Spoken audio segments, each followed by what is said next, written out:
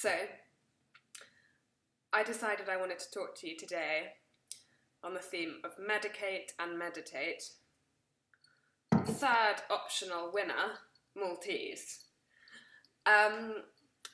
So obviously I've talked to you about struggling with depression and things before, and I can honestly and gratefully say I am in a much better place now.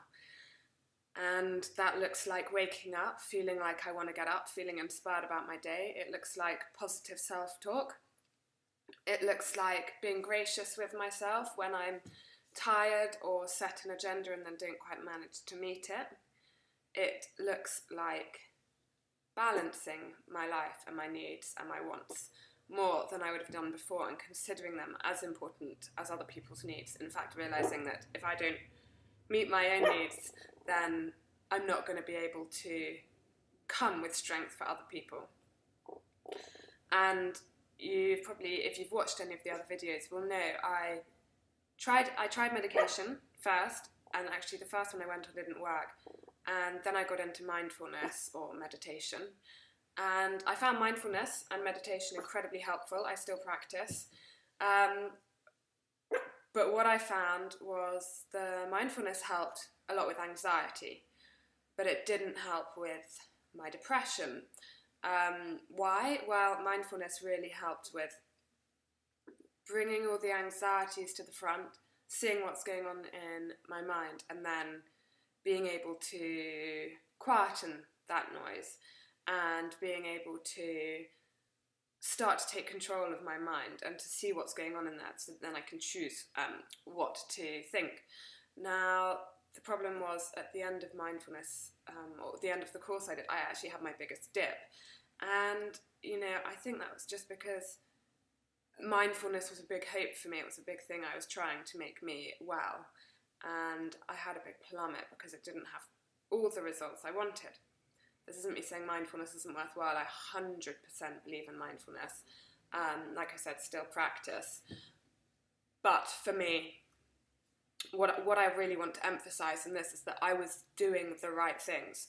I was going to mindfulness classes. I was exercising, but gently, because I'd always been someone who'd sort of got my high from a more hardcore workout, and I just didn't have the energy. But even if it was a walk around the park or just a gentle swim, I was still exercising. I've always looked after my diet, my health, and especially with the intolerances I developed, it meant actually I had to look into food a lot more. And just for example, pumpkin seeds are supposed to be the highest thing in tryptophan, if I can say that right, which is sort of a positive hormone stimulant in natural food. And so I add those to my smoothies every morning, and I have been doing that.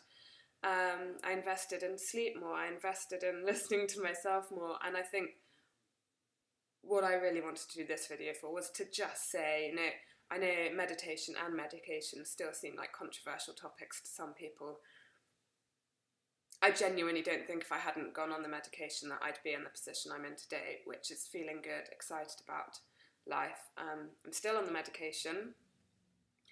I will be for a while longer. And it's funny because I think before going on medication, I thought, if I have to go on it for 6 months, a year, fine. Whereas now I'm like, if I have to be on them for life, fine. Like, I'm not going to try and be on them for life, and certainly my doctor and psychiatrist will want me to come off when they think it's appropriate, but it's like I've stepped into this cupboard of magic, and if I need it again, I'm going to go there. So yeah, I think we can be fearful of new things, and I guess there is always that anxiety as well about going onto medication and what it will mean for you and other people, and the fact that you are saying you're unwell. But actually, I am so well now, and that's thanks to my medication. And I think I'll do some more videos again, and what I'm really looking at now is how we are prepared to spend so much time on our physical health and appearance. And I've always gone to the gym. Why? Not because I've been overweight, or had a heart condition, but I've gone to the gym because I've known it's good to look after my physical health. And I think what this last couple of years has shown me is that it needs to become as normal for myself especially, but I think for the whole of our society, to look after their mental health as much as they do their physical health. And I think that's really something I'm passionate about now. How can we as individuals, even if we don't see ourselves as struggling with anxiety or depression, you know, we're all on a spectrum, there's always going to be a possibility of us going into what would be considered a mental health problem.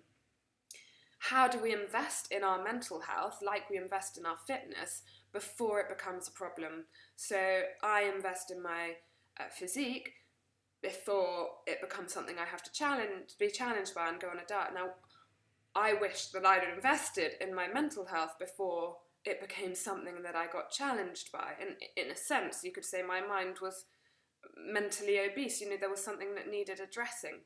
And I would like to help people backtrack and get better, and I would like to help people who've not been where I've been to start establishing tools in their life that help them mean they never have to go there, because they're looking after their mental health before it even becomes a problem. It should be more of a priority than our bodies, but all we have plastered everywhere is images of how we look. Well, what I'm passionate about is how you feel, how we feel, because that's actually so much more significant at the end of the day to how we look too. Our confidence affects everything. Anyway, thank you for watching. It's nice to be able to do one of these and genuinely feel upbeat, but I'm so grateful for the ones you watched when I wasn't. That's over and out from us. Bye. She's doing her little wave. Lots of love.